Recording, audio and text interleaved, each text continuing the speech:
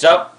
I'm Hammer 26 here. I'm here to give you a kind of a head-to-head review or a double review of the rise and fall of ECW and the rise and fall of WCW. I got these together because I hadn't seen the rise and fall of ECW yet, and I heard it was probably the best WWE home release of all time, and I gotta say it is. Just ladder matches up there, but this match had just such an awesome documentary. This DVD is just amazing. It leaves me kind of speechless. And then this DVD, Rise and Fall of WCW, should have been used kind of with the blueprint from the Rise and Fall of ECW. Kind of should have been the exact same thing for the exact same purpose. And then we didn't get that. We got a documentary which covers about twice as long, but just twice as short, if that makes any sense, which doesn't, in my opinion. And then we got 20 matches, which lacked some of the important matches I thought should have been on this DVD. We got one of them. We got a couple of them, but because important doesn't necessarily mean good. But we got one match that was 4.5, and everything else I think was under 4. So, but on the Rise and Fall of WCW, we got a match that was 4.5, and everything else I think. Well, we got a match that was 4.25 as well. But everything was at least good match-wise on here, and the matches made sense. Some matches did not make sense on the Rise and Fall of WCW. So let's just get kind of the minor kind of reviews. Rise and Fall of ECW, I'm giving this a 10 out of 10. Just a great DVD. Like the documentary, I'm giving it 10 out of 10. If I could give it a 20 out of 10, I would. Just no doubt the best documentary WWE has done. There have been kind of the tougher ones to do. This is not really a tough one to do at all. Kind of the one on Eddie Guerrero was great, but that's the best one on a personal one. Benoit was very good as well. But this is just from top to bottom just amazing. Usually I have questions at the end of documentaries, and I had 0 questions, and that means it's a better documentary in my mind. And just there's things that I didn't know that I found out in this DVD. Like beginning of ECW, certain wrestlers had certain jobs. Like Tommy was in charge of some of the booking. Bubba Ray Dudley had booking responsibilities. I believe Tazz was in charge of merchandising, and I think Steven Richards was in charge of like shipping all this stuff out to all the customers and writing on the addresses, which kind of made ECW have a good feel, or an indie kind of feel, but the fans liked it because Stevie Richards was writing in and giving you your t-shirt. So that was cool there. In the later stages, they perfectly explained how ECW started, why Shane Douglas ran on the NWA title was so important, and how they kind of started, how they got on pay-per-view, why they kind of went out of business was very well explained. This is just an awesome all-around DVD, and I'm just going to kind of just go through it and kind of see if I'm leaving anything out that I wanted to talk about, at least for the documentary thing. Sabu was just how important it was to have a guy like Sabu. He was just amazing. And I wish he would be giving him a chance in Ring of Honor. I mean, I just see maybe just once, see how he does. They explained very well the importance of Paul Heyman, and why, if they didn't have a leader like Paul Heyman, they wouldn't have succeeded. And I felt that was awesome on their part. Let's see. They explained WWE and ECW kind of co-promoting at points, which I thought was actually pretty cool. They explained why the Dudleys and Tazz leaving in 1999 was such a big deal, and kind of their demise, why that happened. And Paul Heyman, I think, said if ECW had gotten on another television station before, after they lost their thing with TNN, or TNT, I think, they would have succeeded and still probably would have been around to the point where they made this DVD, which I think was 05.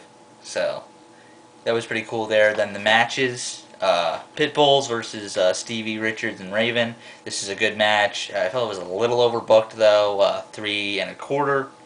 Rey Misterio Jr. and Psicosis. If you think Rey Mysterio high flies in the WWE, you have not seen anything yet, and probably his greatest opponent in Psicosis of all time, him or Eddie Guerrero. Just a great match here, 4.25. It was 2 out of 3 falls, so it was awesome. I loved it.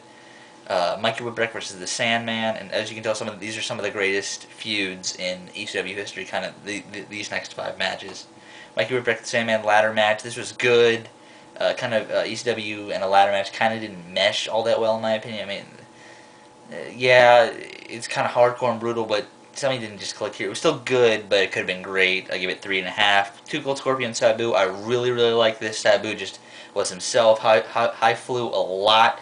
Did like a front flip puncher from the ring to over the guard, like into the third row. I was like, holy crap when I did that. I give it 3.75.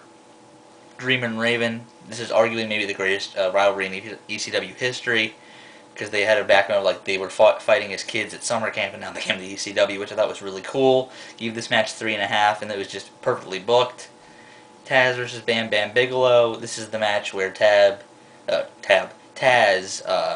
and Bam Bigelow went through the ring, so that was really cool. And I give that 3.5. Then RVD, Jerry Lynn. I prefer their match from Living Dangerously a little more than this. I gave that one 5. I'm going to give this one 4.5. Just, it was still awesome, and there was a couple brutal spots. It was just a great match, but not as good as Living Dangerously.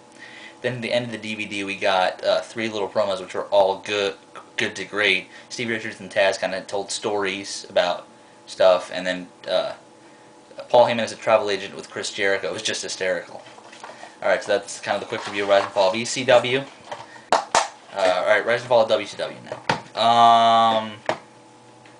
Alright, in the documentary, I'm glad they mentioned this guy, that they got this from New Japan, because that was one of the things I knew, and I thought they should have explained. They did a very good job of explaining the early days, but when it kind of translated to WCW, it was just bad. And, I mean, if they put the Monday Night War DVD pretty much in there, in the place, at the point where the NWA angle ended, I thought this DVD would have been better. Maybe if they had,